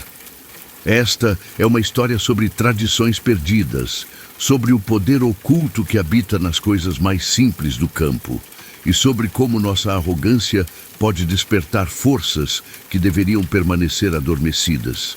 Preparem-se para conhecer o espantalho que caminhava. A história. Meu nome é Osvaldo Pereira, tenho 71 anos e durante 40 anos trabalhei numa pequena propriedade de 20 hectares no interior do Paraná. Sempre fui um homem de pés no chão, que acreditava apenas naquilo que podia ver e tocar. Superstições, crendices, histórias de assombração. Para mim, tudo isso era bobagem de gente ignorante. Até o outono de 1998, quando aprendi da pior forma possível que há coisas neste mundo que nossa razão não consegue explicar. Naquele ano, eu estava tendo problemas sérios com pássaros na plantação de milho. Corvos, principalmente, mas também outras aves que vinham em bandos enormes e devastavam a lavoura. Em algumas partes da propriedade, eles chegavam a comer mais da metade dos grãos antes da colheita. Tentei várias soluções modernas, redes protetoras, repelentes químicos, aparelhos sonoros que emitiam ruídos para afugentar os pássaros. Nada funcionava. Os corvos pareciam ter se tornado imunes a todos os métodos convencionais. Foi quando Dona Antônia, minha vizinha mais próxima, sugeriu que eu fizesse um espantalho. Osvaldo, ela me disse, meu pai usava espantalho a vida toda e nunca teve problema com passarinho. É coisa antiga, mas funciona. Eu ri da sugestão. Espantalho me parecia coisa de filme antigo, método ultrapassado que pessoas modernas não usavam mais. Mas a situação estava desesperadora e eu estava disposto a tentar qualquer coisa. Só que tem que fazer do jeito certo, Dona Antônia continuou. Não é só vestir roupa velha num cabo de vassoura. Tem ritual, tem tradição. Meu pai me ensinou quando eu era menina. Perguntei que ritual era esse, e ela me explicou algumas coisas que, na época, me pareceram completamente absurdas. Segundo a tradição dela, o espantalho tinha que ser feito durante a lua minguante, usando roupas de alguém que já havia morrido, e sua cabeça devia ser feita com palha do primeiro milho colhido na propriedade. Além disso, quem fizesse o espantalho devia dar vida a ele através de uma oração específica, pedindo para que ele protegesse a plantação. E nunca, nunca faça o espantalho parecido com uma pessoa real. Ela me alertou, especialmente não com você mesmo. Isso traz azar. Escutei tudo com paciência, mas por dentro estava achando aquilo tudo uma grande bobagem. Ritual para fazer espantalho, orações para boneco de palha. Que absurdo era aquele! Decidi fazer o espantalho, mas do meu jeito, sem superstições nem rituais bobos. Fui até a cidade, comprei roupas novas num brechó, arranjei uma vara de madeira resistente, palha fresca e todos os materiais necessários. Não esperei lua minguante, não usei roupas de morto, não fiz oração nenhuma. Queria provar que espantalho funcionava por motivos práticos, não por magia, mas cometi um erro que custaria caro. Quando fui fazer a cabeça do espantalho, não tinha espelho por perto para me orientar. Então usei uma foto minha como modelo. Era uma foto recente, onde eu estava usando exatamente as roupas que havia comprado para o boneco. Sem perceber, acabei fazendo o espantalho praticamente idêntico a mim. Mesma altura, mesmo tipo físico, mesmas roupas, e o rosto de palha ficou surpreendentemente parecido com o meu. Quando terminei, até eu mesmo me assustei com a semelhança. Coloquei o espantalho bem no meio da plantação de milho, numa posição onde ele podia ser visto de toda a propriedade. Ficou imponente, realista, quase intimidador. E funcionou. No primeiro dia, os corvos se aproximaram da plantação, viram o espantalho e deram meia volta. Nos dias seguintes, nenhum pássaro sequer tentou pousar na área protegida por ele. Era impressionante como aquele boneco de palha conseguia afugentar as aves. Fiquei orgulhoso do meu trabalho. Havia provado que espantalho funcionava por motivos lógicos. Os pássaros viam uma figura humana e associavam com perigo, sem precisar de rituais supersticiosos. Mas logo comecei a notar coisas estranhas. Primeiro, foram os cachorros. Eu tinha 3 vira-latas que viviam soltos na propriedade, animais corajosos, que não tinham medo de nada. Mas eles se recusavam a se aproximar do espantalho. Chegavam até uns 50 metros de distância e começavam a ganir, com o pelo eriçado, como se sentissem algum perigo. Depois foram os outros animais. As galinhas evitavam aquela parte da plantação, mesmo quando eu espalhava milho no chão para atraí-las. O gado, quando pastava no pasto próximo, ficava inquieto e sempre de olho no espantalho. Até os insetos pareciam evitar a área.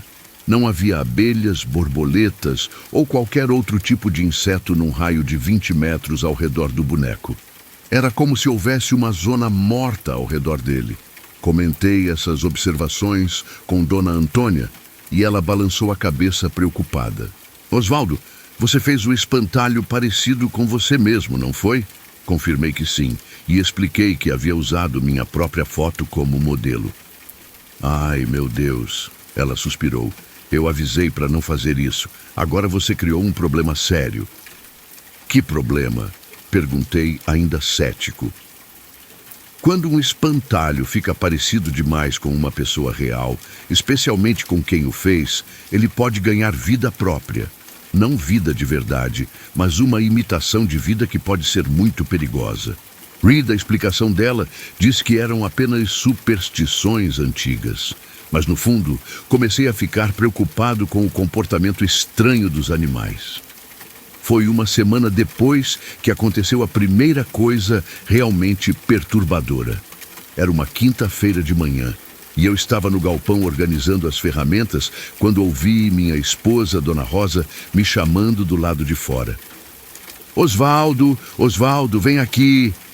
Saí do galpão e a vi parada no terreiro, olhando fixamente para a plantação de milho. O que foi? Perguntei. Você estava lá na roça agora há pouco? Ela perguntou, apontando na direção do espantalho. Não, estou aqui no galpão faz mais de 1 hora. Por quê? É que eu vi você caminhando lá no meio do milharal. Pensei que fosse você verificando a plantação. Senti um arrepio na espinha. Do terraço da casa, Dona Rosa tinha visão completa da plantação. Se ela havia visto alguém que pensou ser eu... Tem certeza que era eu? Perguntei. Absoluta. Estava usando aquela camisa xadrez que você sempre usa, do mesmo jeito que você anda, com as mãos para trás. Só que quando eu chamei, a pessoa não respondeu e continuou andando. Corrimos até a plantação para verificar. Chegando lá, encontramos o espantalho no lugar de sempre, imóvel, exatamente como eu o havia deixado. Mas havia algo diferente. A posição dele estava ligeiramente alterada. Eu tinha certeza de que o havia colocado de frente para a casa, mas agora ele estava virado para o lado, como se tivesse girado uns 45 graus. Deve ter sido o vento, eu disse, mais para me convencer do que para explicar para Dona Rosa. Mas não havia vento naquele dia. O ar estava completamente parado. Reposicionei o espantalho na posição original e voltamos para casa. Mas durante o resto do dia não consegui parar de pensar no que Dona Rosa havia visto. Na noite seguinte, decidi fazer um teste. Coloquei uma cadeira na varanda da casa, de onde eu podia ver perfeitamente o espantalho na plantação. E fiquei observando durante horas. Se houvesse algo estranho acontecendo, eu veria. Por 2 horas, nada aconteceu. O espantalho permaneceu imóvel, apenas uma silhueta escura contra o milharal iluminado pela lua cheia. Então, por volta das 10 da noite, ele se moveu. Não foi um movimento súbito ou dramático. Foi gradual, quase imperceptível. Primeiro a cabeça girou lentamente para a esquerda, depois para a direita, como se estivesse observando os arredores. Fiquei paralisado, achando que meus olhos estavam me pregando uma peça. Esperei alguns minutos, observando atentamente, e então vi novamente. Desta vez, o espantalho levantou o braço direito e acenou na minha direção. Meu sangue gelou. Aquilo não podia estar acontecendo. Esfregei os olhos, olhei novamente, e o espantalho estava na posição normal, imóvel como sempre. Convenci-me de que havia sido uma ilusão de ótica, um truque da luz da lua combinado com cansaço. Fui dormir, mas mal consegui pregar o olho. No dia seguinte, encontrei pegadas ao redor do espantalho. Eram pegadas humanas, do meu tamanho exato, que formavam um círculo ao redor da base onde ele estava fixado. As pegadas eram profundas, como se alguém tivesse caminhado ali várias vezes durante a noite. Mas o que mais me assustou foi perceber que as pegadas eram idênticas às marcas das minhas botas. Mesmo padrão da sola, mesmo tamanho, mesmo tipo de desgaste. Era como se eu tivesse caminhado ao redor do espantalho durante a madrugada, mas eu estava dormindo na cama. Ou pelo menos pensava que estava. Comecei a desconfiar que talvez eu estivesse sonâmbulo, que talvez estivesse saindo de casa durante a noite sem me lembrar. Pedi para Dona Rosa ficar atenta ao meu sono, me acordar se me visse levantando durante a madrugada. Mas ela confirmou que eu havia dormido a noite toda, sem se mexer da cama. As pegadas não eram minhas, eram de outra coisa que tinha exatamente os meus pés. Naquela noite, instalei uma armadilha. Amarrei uma corda fina ao redor da base do espantalho, conectada a uma lata cheia de pedras. Se ele se movesse, a lata faria barulho e me acordaria. Fui dormir tenso, esperando ser acordado pelo ruído a qualquer momento. Às 3 da manhã, ouvi a lata chacoalhando. Saltei da cama, peguei uma lanterna e corri até a plantação. Chegando lá, encontrei a corda arrebentada e o espantalho numa posição completamente diferente. Ele estava a uns 10 metros do local original, de pé no meio do milharal, com os braços estendidos como se estivesse abraçando as plantas. E o mais aterrorizante, sua cabeça de palha estava virada diretamente para mim, como se soubesse que eu estava chegando. Aproximei-me devagar, iluminando o espantalho com a lanterna. À medida que me aproximava, podia jurar que vi seus olhos, 2 buracos escuros na palha, me acompanhando. Só palha, eu sussurrei para mim mesmo. É só palha e roupa velha. Mas quando cheguei perto o suficiente para tocá-lo, percebi que havia algo diferente na textura da palha. Estava mais densa, mais firme, quase como se houvesse algo sólido por baixo. Coloquei a mão no peito do espantalho e quase gritei. Havia um coração batendo lá dentro. Não era minha imaginação. Era um batimento cardíaco real, forte, ritmado, como se houvesse um ser vivo dentro daquele corpo de palha. Recuei rapidamente, mas o espantalho não se moveu. Permaneceu imóvel, mas eu podia sentir que ele estava me observando, mesmo no escuro. Voltei correndo para casa e passei o resto da noite acordado, olhando pela janela, esperando ver o espantalho se aproximando da casa. No dia seguinte, procurei Dona Antônia desesperadamente. Ele está ganhando vida, eu disse, contando tudo o que havia acontecido. O que eu faço agora? Dona Antônia ficou muito séria. Quando um espantalho começa a imitar a pessoa que o criou, ela explicou, significa que ele está tentando roubar a vida dessa pessoa. É um tipo de magia muito antiga e perigosa. De que tipo de magia? Simpatia negativa. Você criou uma cópia sua sem os rituais de proteção. Agora essa cópia quer se tornar real. E para isso, ela precisa que você desapareça. Senti um frio na barriga. Como eu paro isso? Tem que destruir o espantalho antes que ele termine o processo de imitação.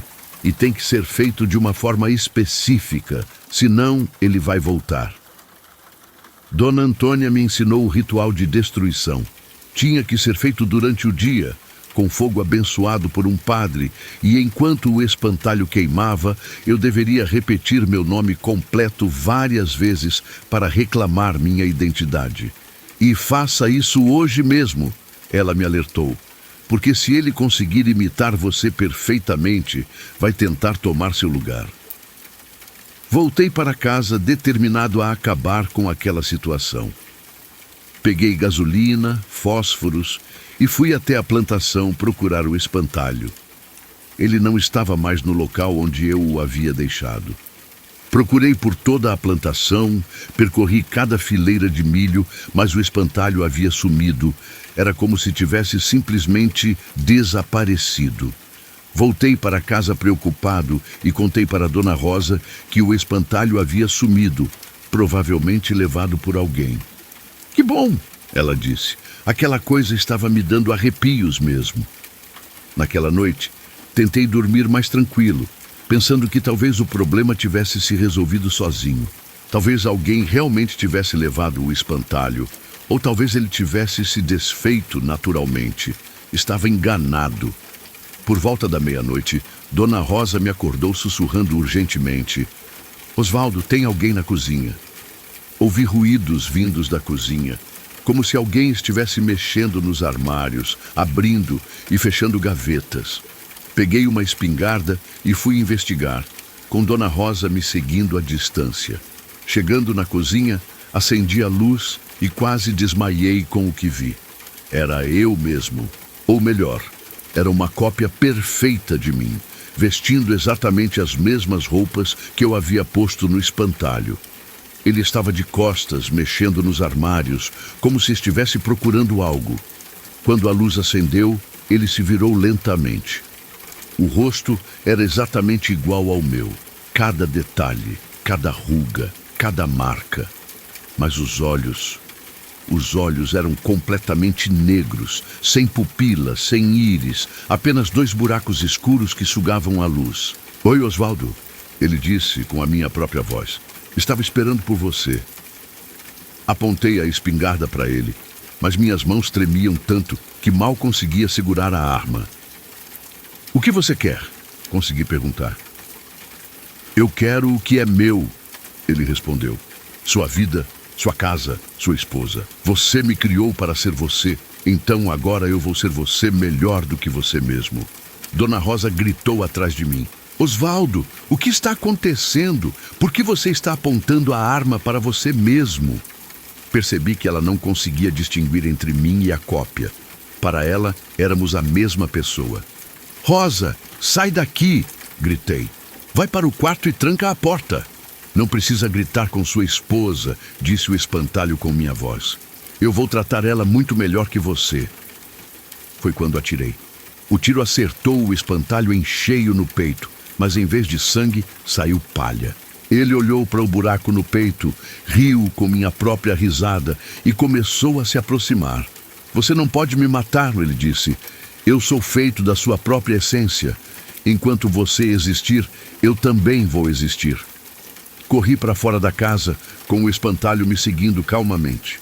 Ele não tinha pressa, sabia que eu não tinha para onde fugir. Peguei o carro e fui direto para a casa de Dona Antônia, mesmo sendo madrugada. Bati na porta desesperadamente até ela atender. "Ele está aqui", gritei. "O espantalho está aqui e quer tomar meu lugar." Dona Antônia me fez entrar rapidamente e trancou todas as portas e janelas. "Onde ele está agora?" ela perguntou. "Na minha casa com minha esposa. Ela não consegue ver a diferença entre nós dois." "É assim mesmo que funciona", Dona Antônia explicou. "Ele vai assumir sua vida aos poucos e as pessoas vão parar de perceber que você é o verdadeiro." "Como eu paro isso?" "Tem uma forma, mas é perigosa. Você vai ter que enfrentá-lo direto num duelo de identidade." Dona Antônia me explicou que, segundo a tradição, quando um espantalho ganha vida própria, a única forma de destruí-lo é forçá-lo a reconhecer que ele é uma cópia, não o original. "Você tem que fazê-lo admitir que ele não é real", ela disse, "que ele é apenas uma imitação. No momento que ele reconhecer isso, vai se desfazer." "E se ele não reconhecer?" "Então ele vai tomar seu lugar permanentemente e você vai desaparecer." Passei o resto da noite na casa de Dona Antônia, planejando como enfrentar minha própria cópia. De manhã, voltei para casa determinado a resolver aquela situação. Chegando lá, encontrei o espantalho sentado na minha cadeira favorita, tomando o café da manhã que Dona Rosa havia preparado para ele. "Oi, querido", ela disse quando me viu entrando. "Pensei que você já estivesse aqui."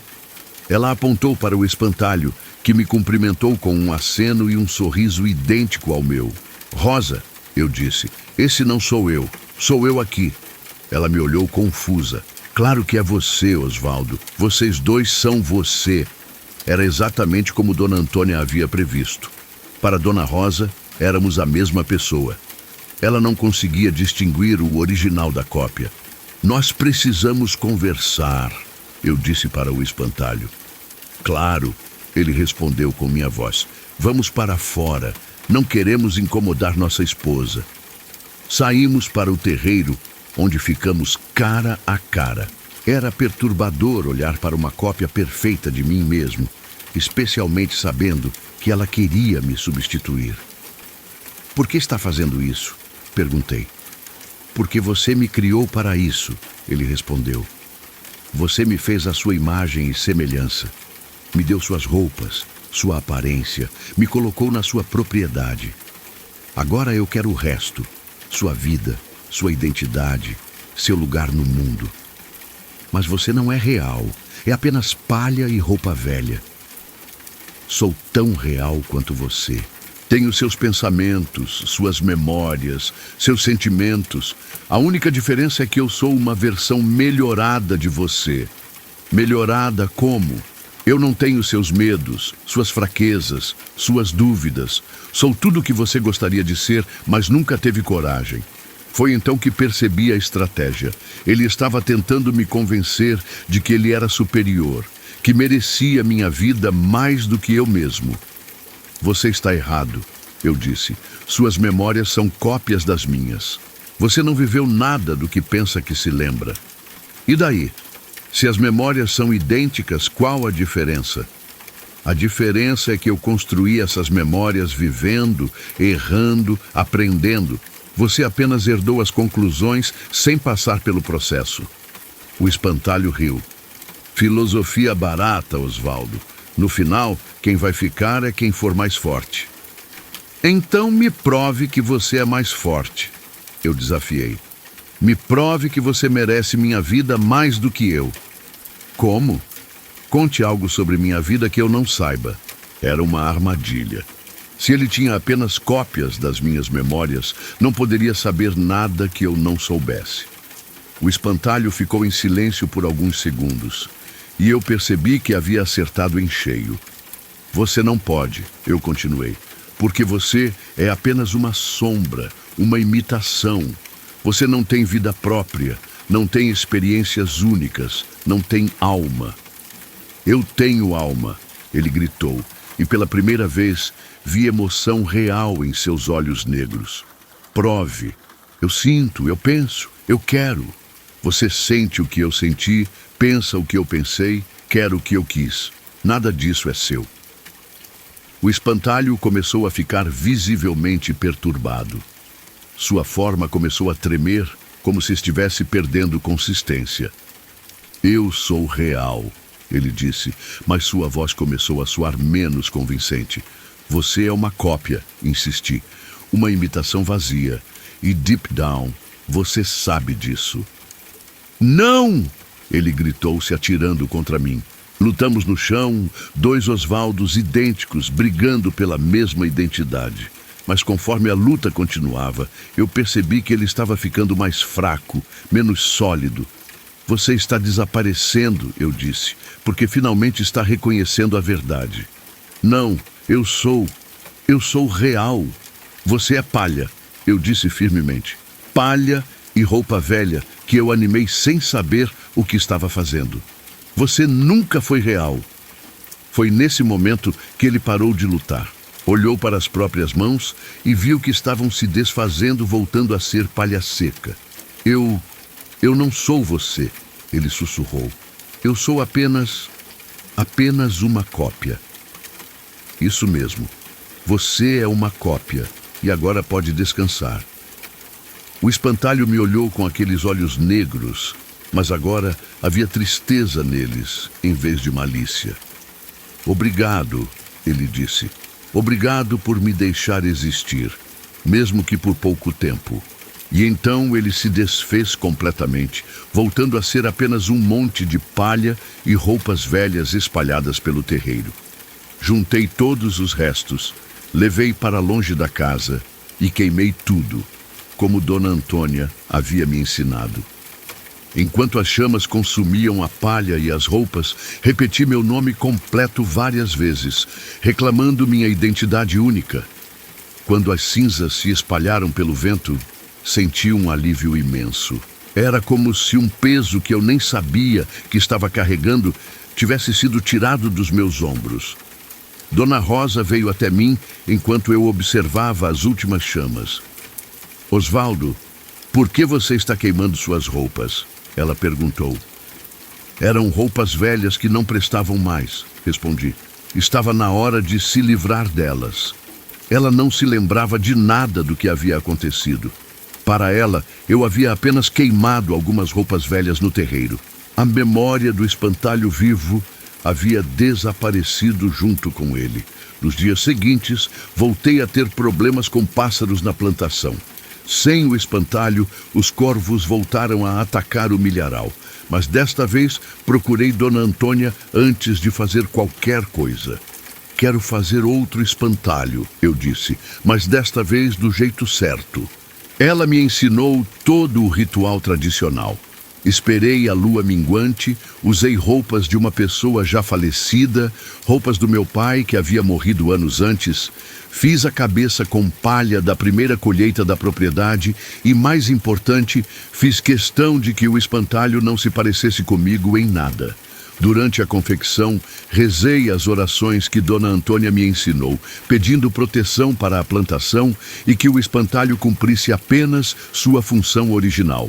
Este segundo espantalho funcionou perfeitamente. Afugentou os pássaros, nunca se moveu por conta própria e, depois de alguns anos, simplesmente se desfez naturalmente com o tempo e o clima. Aprendi uma lição valiosa naquela experiência.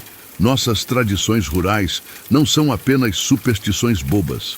Elas são o resultado de séculos de conhecimento acumulado, de gerações que aprenderam na prática como lidar com forças que nossa ciência moderna ainda não compreende. O campo está cheio de energias antigas, de poderes que precedem nossa civilização. Quando mexemos com essas forças sem o devido respeito e conhecimento, podemos despertar coisas que seria melhor deixar adormecidas. Hoje, aos 71 anos, sempre que vejo um espantalho numa plantação, faço questão de observar se foi feito corretamente. Se vejo algo suspeito, converso com o proprietário e conto minha história, mesmo sabendo que muitos vão rir de mim. Prefiro ser chamado de supersticioso a ver outra pessoa passar pelo que eu passei. Porque alguns conhecimentos tradicionais são mais importantes que nossa arrogância moderna. E algumas coisas, uma vez despertadas, são muito difíceis de colocar para dormir novamente. O campo é um lugar poderoso, onde a linha entre o natural e o sobrenatural é mais tênue que imaginamos. Quem vive da terra precisa respeitar essas forças, não desafiá-las. Meu espantalho vivo me ensinou isso da forma mais assustadora possível. Espero que vocês não precisem aprender da mesma forma.